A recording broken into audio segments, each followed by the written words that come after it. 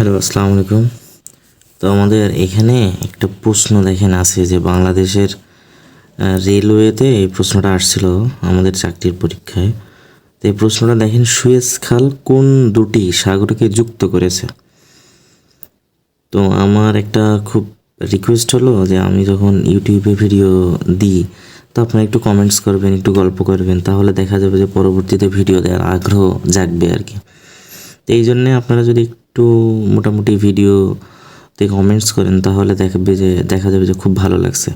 তো এখানে মোটামুটি আরও কিছু টেকনিক নিয়ে আপনার আলোচনা করা যাবে।